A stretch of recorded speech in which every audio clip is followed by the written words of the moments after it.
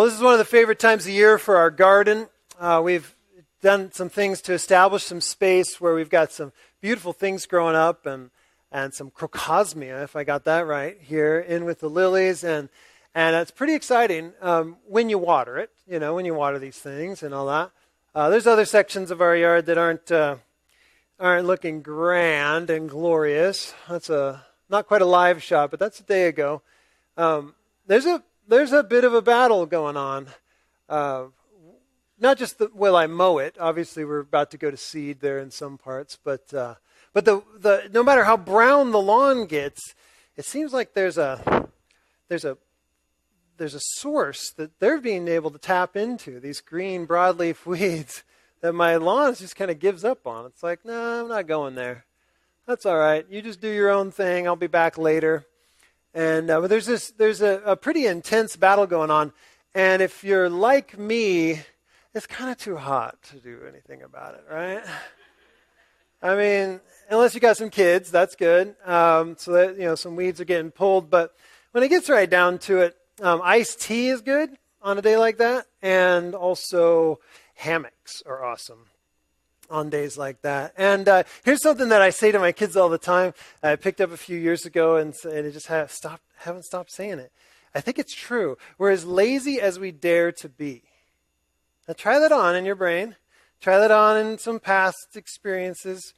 It could be work. It could be relationships. It's like, well, it looks like my wife's not coming home every night. I better start pursuing her again. All right? Like, I should probably, we're as lazy as we are. Oh, I could let that one go. No big deal. It's going to be fine. And then apparently it's not fine. Okay, I dared too greatly, and now I need to step back into this mode. How many of you know that? You know this, right? This is true, pretty true. A couple elbows twitched. That's awesome.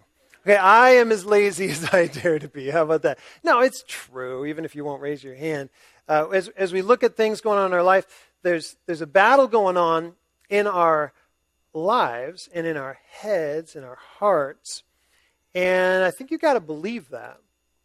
There's conversations going on in your head, which should kind of weird you out every once in a while. Talked about this a few weeks ago. There's lies that float through our head that, if left untouched, are going to grow like weeds when the rest of the lawn is kind of brown and fallow. It's just not doing anything.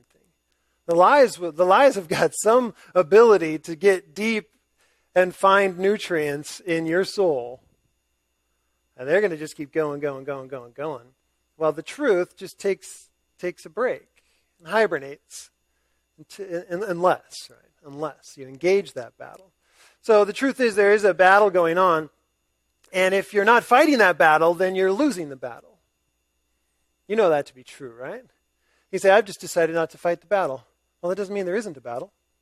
It just means you've decided to disengage from it. And there we go. We sometimes will disengage from the battle, and instead of pursuing what's going on in my heart, whoa, why did that person cutting me off just do that to my heart? I don't know that person, but they apparently have a piece of my soul in their fist as they drove by, because that really affected me. Why does that person affect me?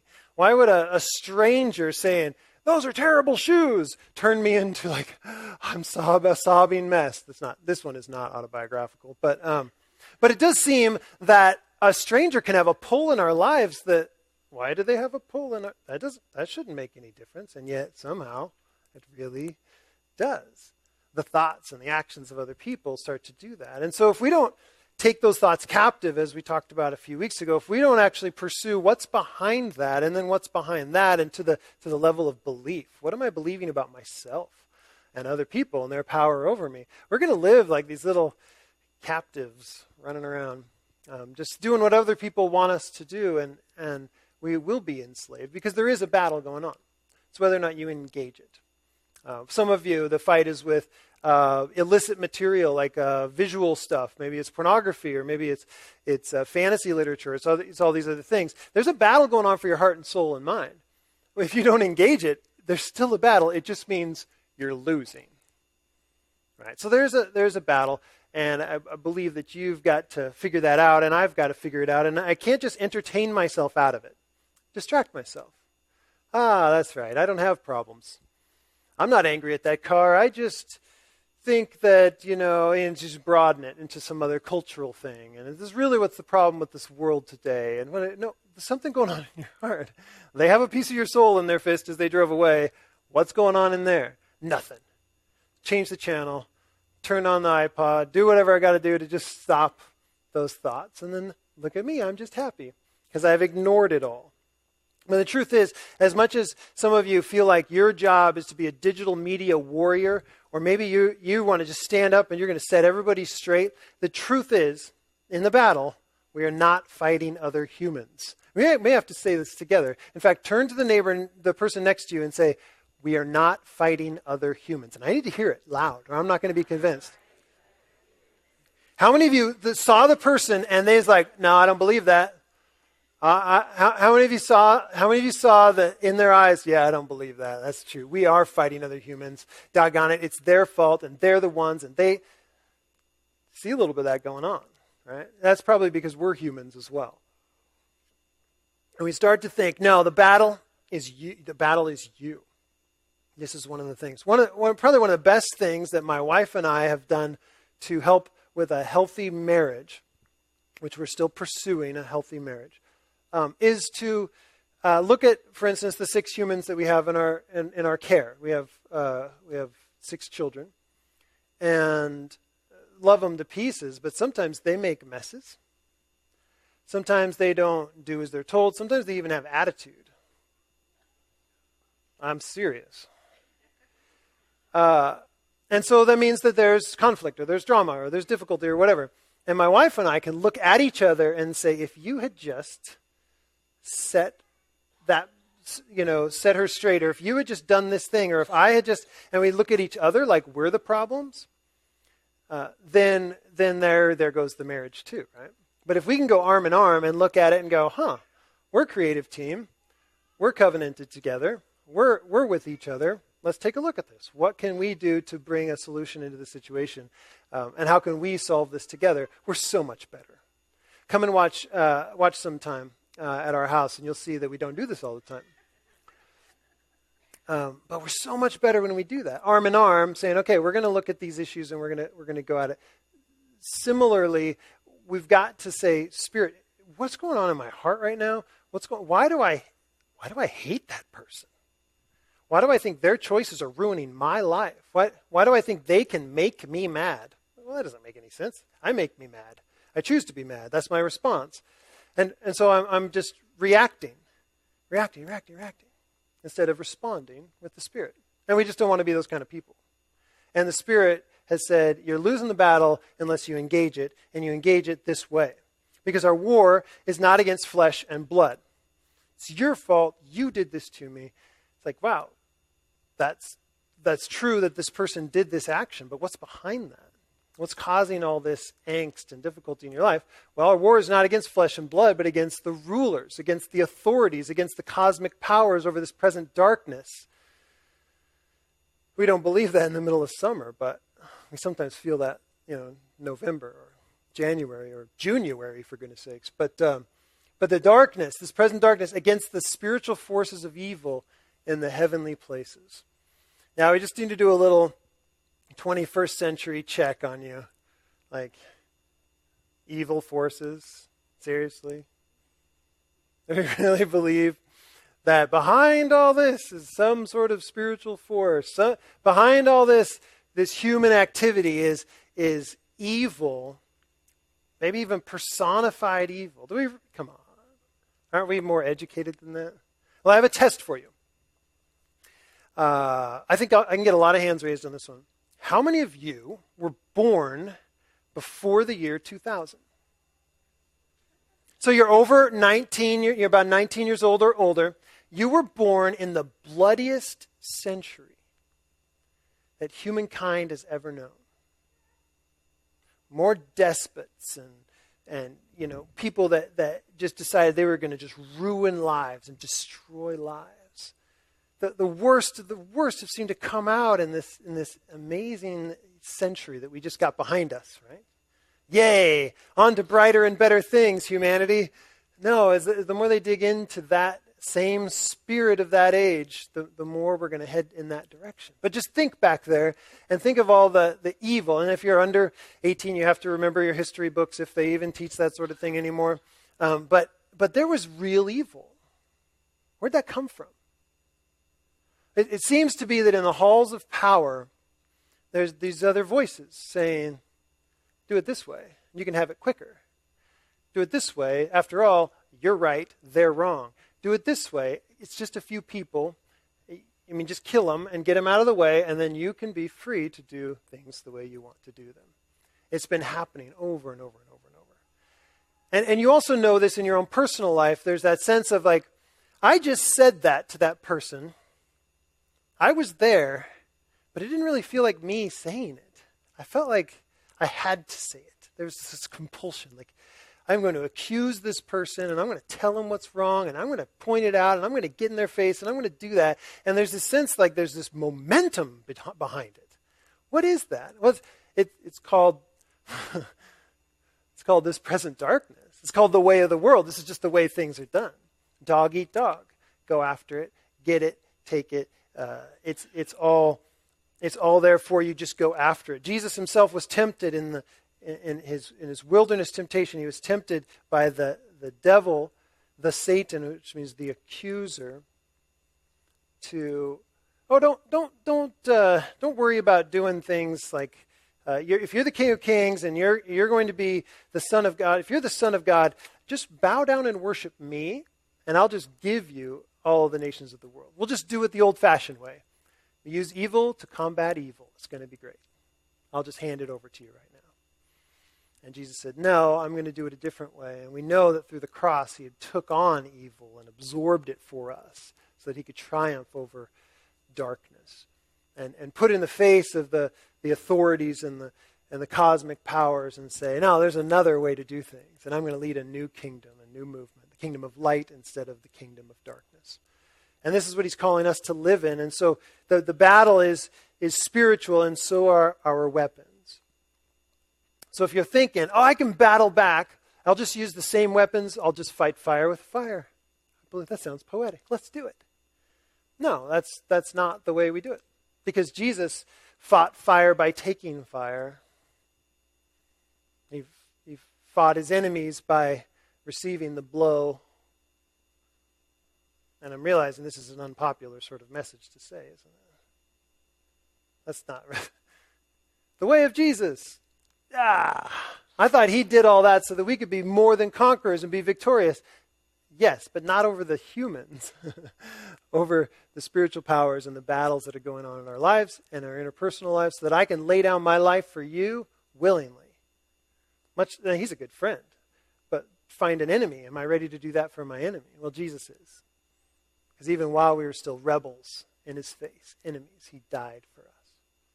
That's who we follow, Christians. That's our hero. That's our example. Our weapons are spiritual, not physical.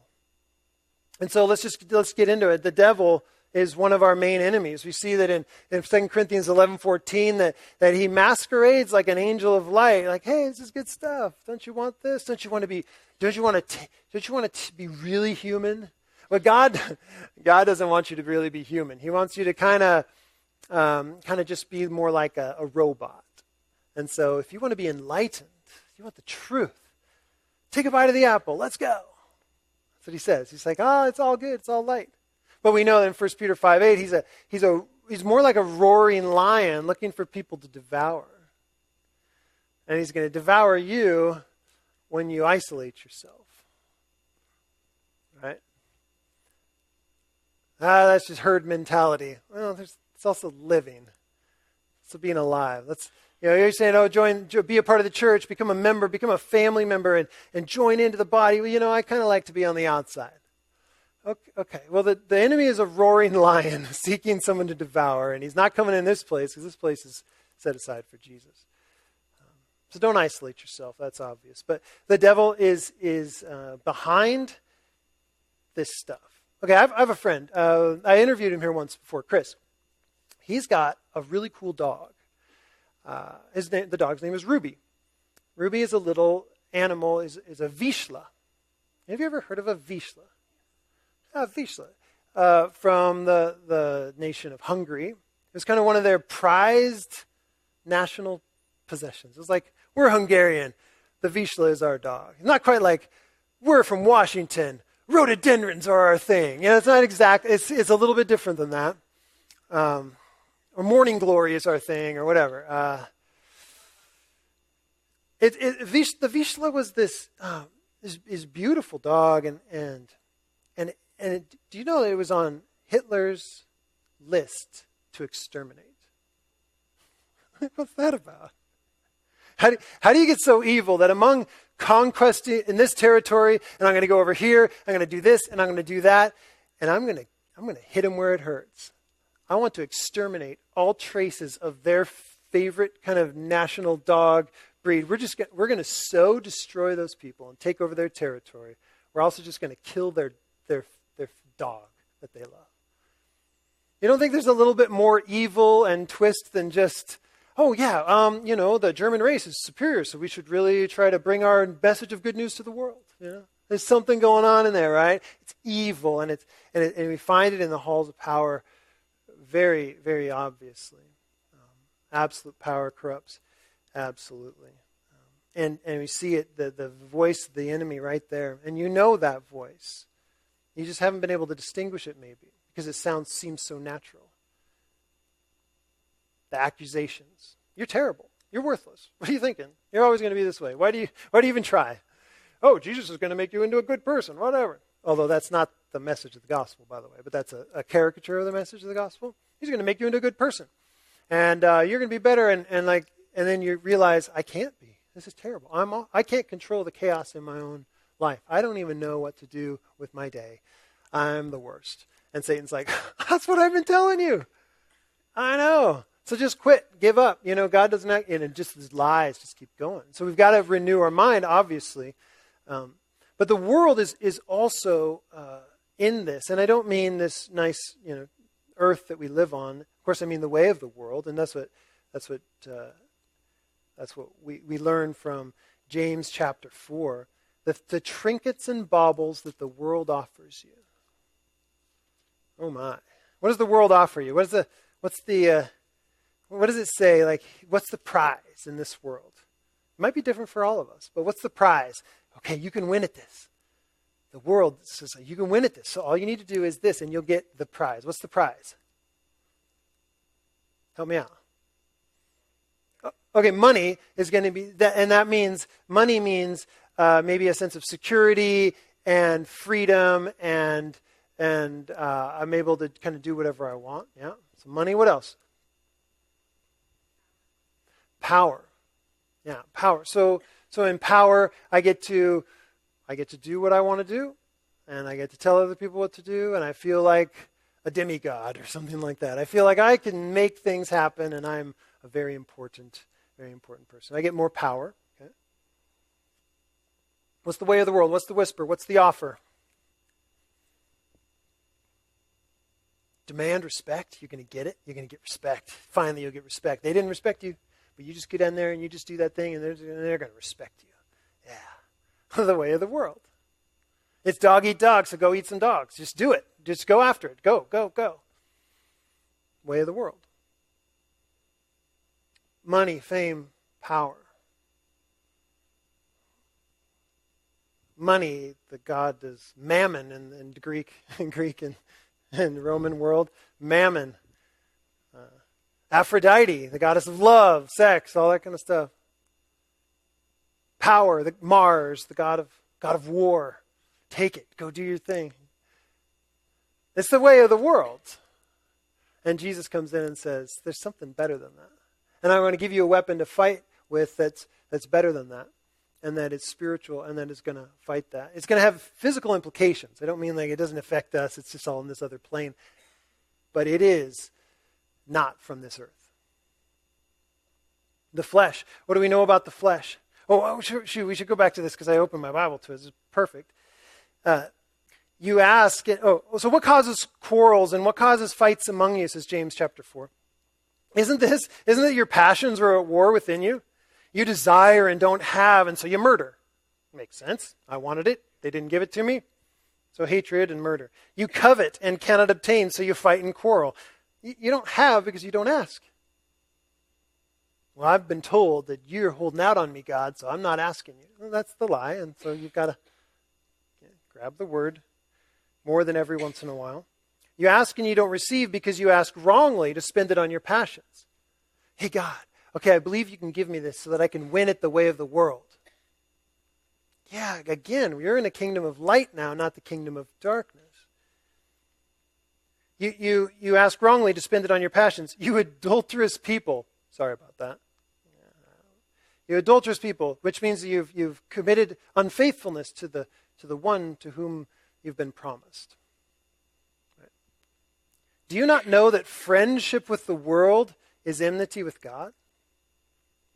Therefore, whoever wishes to be a friend of the world makes himself an enemy of God. But again, we're not talking about humans. We're talking about the way of the world, the wisdom of this world. Look at James. You got a little taste of it last week, but look at James. It's the way of the world that says, get what's coming to you, take what's yours, do all that kind of stuff. That's worldly wisdom. And the flesh. The flesh is a consistent, seems like a detriment. The old flesh. Do you guys know what I mean when I say flesh? The Bible means it's not bodies are bad, souls are good. If we could just get rid of this body, then life would be good. No, it's the tendency to go back to our old habits, our old behaviors, our old idolatries, and our old adulteries, where we go back to and we say, man, I really like the way things used to be. And I kind of liked being enslaved to the God of this world. But that's awful, right? Here's one of the things that happens in your flesh. You'll know it because you start rehearsing things in your mind that you would never do. You ever done that? Rehearsed in your mind things that you would never do. Absolutely. You vowed. You promised you'd never do it, right? You vowed, I'm never going to do that. Nope. I'm just going to rehearse it in my head. Well, a good friend that I don't have is... but not yet anyway, Sam Albury. And he says, you're not likely going to be able to resist a physical sin you've been repeatedly rehearsing in your mind. Those little fantasies of anger and lust and greed and, then I'll get respect. That's what it's But I'm never going to do that because I know that I'm saved, or I know that I'm a Christian. And I would never do anything like that. When the devil screams out, and this is Jeff Vandersteel, who I call my pastor. God is evil. I hate him, and I'll do everything to oppose him and destroy what he's made. And the world screams out, the world is best without God. If you could just move him to the margins, that would be great. And we can get on with our life as normal. You're best when it's all about you. All right? Just all about you. And the flesh screams out, I don't need God because I am God. And I will please myself, and I will look inward. I will turn inside, and I will find myself, and I will create myself, and I will define myself, and I will give myself my own identity, and I will just be free. It's actually called slavery. Enslaved to self. And that turn inward, if that becomes an eternal turn inward, that's a vision of hell and isolation and damnation. So ask yourself, when you're going through these things, when these battles happen in your mind, when these weeds are starting to take root, ask yourself these kinds of questions. Is this the good news? Is this good news that I'm thinking? And how do I know that? Well, is it tearing God down and saying he's lying to me, he's isolating, he doesn't care about me, or is it building him up? Is it lifting him up? Is it tearing others down or building them up? Is it tearing me down, or is it encouraging, exhorting, or equipping me? These are all questions, because this is what the world, the flesh, and the devil will do. Distract you from your real goals, your real purpose. I was going to do something different with my life. Oh well, off I go. Some people ask me, man, I don't know how you do it. How do you, the things I'm involved in, the family that we've chosen, all that kind of stuff. How do you do it? I was like, well, what else are you going to do? You have one life. Don't you lean into it, right? You're going to You got one life, so you lean in and you make it happen. And this, what are we waiting for? I get distracted plenty. A lot of that just happens in my own head by myself. But accusation, the accuser, the Satan. You're worthless. You're not good enough. God can never love you. The chaos that you're experiencing in your life will never be resolved. You're just going to have to distract yourself, go back to the top of the list and start over, right? Or manipulation, taking a little bit of the truth and twist it. You failed. Yes, I did. But Jesus, no, don't tell me about Jesus. You failed, and that means you're a failure. No, I failed, and that makes me rely on Jesus' grace that much more. And so now I realize that he was a success, and now I can walk in newness in life. There's a truth in there. You failed. That didn't go well. And God has a different take on that than Satan does. He will manipulate. Isolation, my goodness. You don't need them. Those Christians, they're judgmental. They're going to think things about you. Well, that's kind of human, but okay, I get you. You want to avoid them. Stay away. In fact, other people are never going to get you, and nobody has ever experienced the sin that you've experienced. So you better just kind of stick to the sidelines. And the roaring lion and seeking to devour and all that kind of happens with our isolation. You've all had this experience. There's nobody that's a wretch like I am. There's nobody that's going through this kind of struggle that I'm going through. How could I be so sick and twisted? I am the only one who's ever experienced this. Because you haven't confessed to anybody. You think that you're going to just process this all in your head and be like, oh yeah, I got stuff again. It's amazing. You confess it to the right people. Get in groups. We'll help you do that. But you confess to the right people. But what you'll find is they'll be like, oh, you too? You're like, oh, I'm the only one. And then you start to fight for who's the worst and all that kind of stuff. That's a bad line to go down. But realizing that another person's struggling with that, it's like, oh, okay. Well, then tell me the truth. Give me those gospel weapons. Give me those gospel truths to fight this. And of course, we all know about temptation. So remember, this is what we're in. We're learning how the gospel comes into our lives and through our lives by taking every thought captive to make it obey Jesus Christ. Okay, and the goal is to have responsive thoughts and responsive words when darkness strikes. Not reactive and just go into our old natural habits. We want to be supernatural people that go above the normal worldly stuff. And we've been talking about this. This is the last little bit here of just making sure that we know how the gospel fits in every type of situation so that we can actually have real good news to share with somebody. And what we want to do is fight with gospel truth. And so we're going to do that. I've given you a slide here we're going to process later. Like I said, if you go online to our website, issaquah.cc, and then at the top it just says Connect Live, that'll be our online bulletin, and it'll have the stuff we put on the screens, and you can process this with your family. All the slides will be there, everything like that. But I want to do this with you now, because I don't trust that you're going to walk out of here and go, oh, let's do that in the car. But you couldn't you? In fact, one of my best moments I've shared with you before, and I'm going to do it really quickly because I cry every time I do it, is one day I was having a particularly bad day. And I talked to that girl over there, my Ella, and said, remind me what's good about God. Would you? She's in the back seat. And I'm just crying. Tell me more. Well, he loves us. Like, oh, I needed to hear that. He cares about us. He forgives our sin. He said, just remind me of the gospel. And she could do that as a 10-year-old. I think you could probably do that with your spouse, with your friend. Call somebody and just say, hey, would you remind me what's good? But we're going to do this together anyway. Because there's good news at every stage. We could go up a level and say, what's good news about the birth of Christ? Which tells us that God is with us, that he doesn't abandon us to just let the ball spin, just keep the world going the way. No, I'm going to enter into your situation. I care about it. That's the Christmas story. Christmas in July, I guess, right? That's a bit of the Christmas story, but it's good news that he decided he would come. He didn't just leave us and abandon us. He's entered into our space. He took on flesh. He tabernacled. He pitched a tent. He put himself in our place, in our shoes, so that he could see and be empathy with us. So, but let's do it together as a group. What is good news about Jesus' life?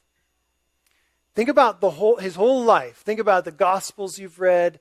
Think about the story of Jesus. What is good news? Because we need to fight with gospel truth, and we're going to figure that out right now.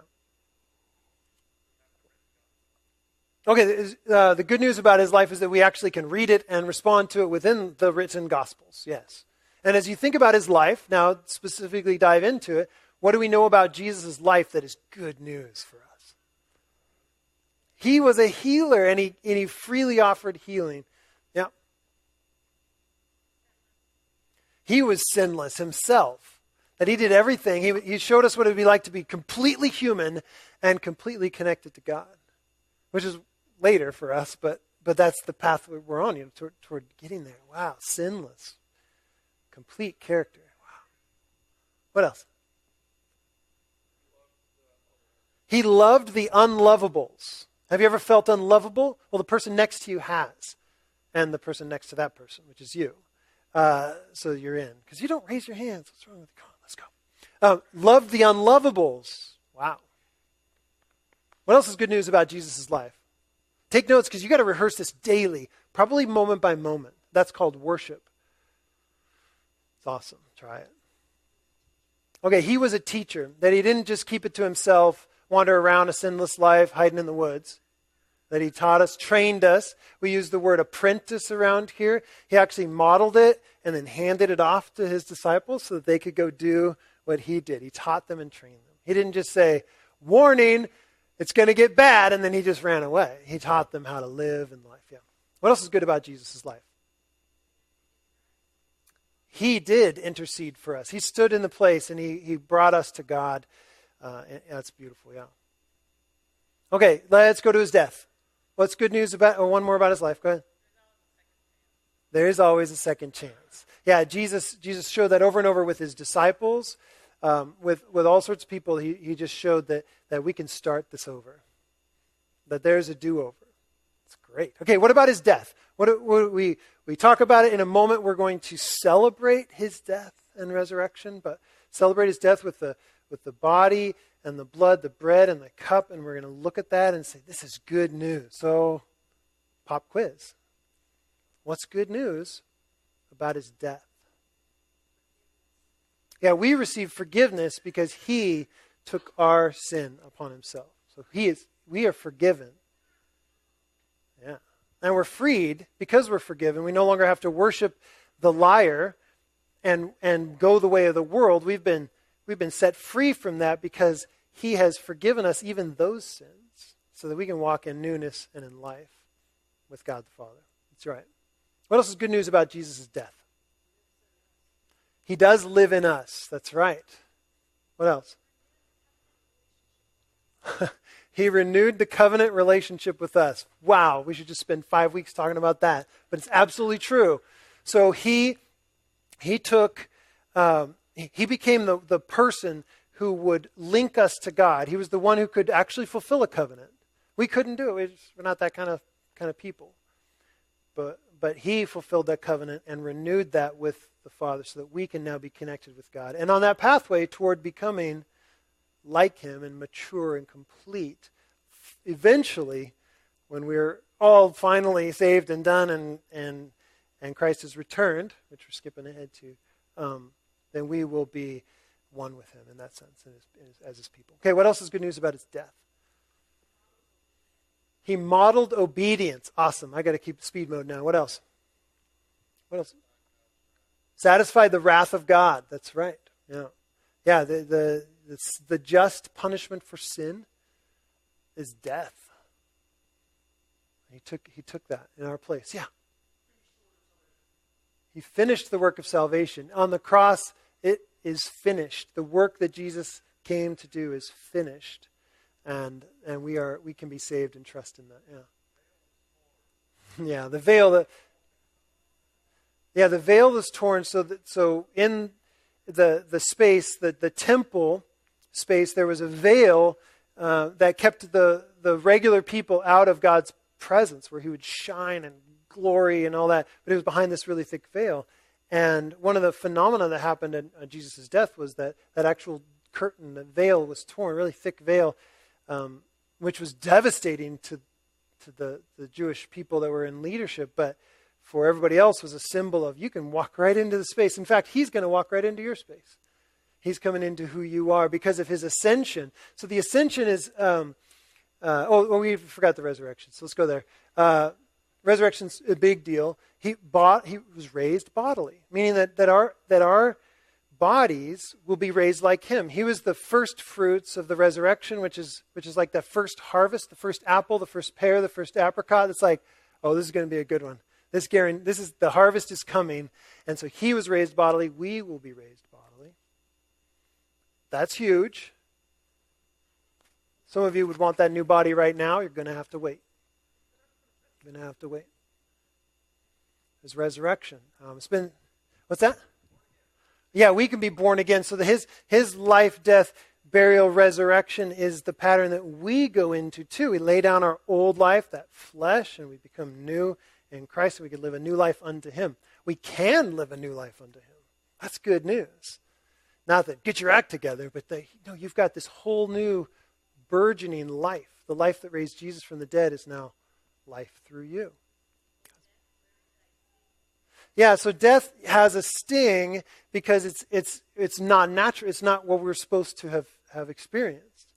But with the hope of resurrection, looking at Jesus as the first of the resurrection, we say, oh man, you're killing me, but you're not killing me. This is okay because I'm dying, but I will live. And so the sting is different. We still grieve the loss. We hate it when our loved ones go away. We don't minimize that. But we don't grieve in the same way as those who say, that's it. You live, you die, you're dirt. And that's not it. Right? And then his ascension. We got to keep moving. His ascension means that he left. That he told them, I won't abandon you as orphans. I'm not leaving you alone. The veil was torn. The Spirit has come. His presence lives within you. So we're filled with the Spirit. His presence living in us. What a glorious, amazing thought. And a careful sort of thought. Wow. So you mean yesterday? Yeah. He's there. He's filling you. You mean last week? You mean when I was playing by the ways of the world? You mean when I was just doing things the way everybody says I should do it, but I wasn't? Yeah, he's with you. Oh. So that sanctuary space that was so protected is now right here? Yeah, protected. That's the very presence of God living in you. Be careful. Don't take your boots in there. Leave them out here. Don't walk into his presence just thinking you can drag whatever in there. No, be careful. Because he's worth it. He's worthy. Yeah, he's ascended, and someone said interceding. Oh yeah, he's interceding for us on behalf of us. When he died, we were saved, and then we're being saved, and then when he returns, we will be saved. And in the meantime, Jesus is the one that's saying, they're with me. And the accuser says, yeah, but they're terrible. They've done these things. Like, oh, I know that, but that's what I paid for, and so they're with me. And he's no, she's with me. And that's what the intercession kind of looks like. And then he teaches us how to pray as well, which is a really beautiful thing. And Jesus is going to return, which means that bloodiest century is going to get taken care of. The justice will take place. No one looks at someone, and we always have to just kind of go to the big ones here, but like Hitler or Pol Pot or some of these other Stalin, and say, oh, well, he got what he had coming to him. He died in the arms of his mistress in a bunker, Hitler, and he had what's coming to him. No, I believe there's more coming. And justice, we want justice. Please, someone put things to right. And when Jesus comes, he will do that. He'll quarantine evil so that it cannot pollute his great new world that he's creating here. And we will forever reign, forever live, wipe every tear from our eyes. And that's the story we live in. And I invite you to process that. I've given you an extra one, just to flirt with you there, but then I've given you an extra one. You can look at the slides and take those home, an extra process question. But we've got to fight with the gospel, and we have it. We've got to fight with spiritual weapons, and we have them. But we're as lazy as we dare to be. And if you right now are caught in this cycle of sin and guilt and accusation and shame and condemnation, you got to fight back. And you don't have to do it alone. We're here with you. If this is your time where you're saying,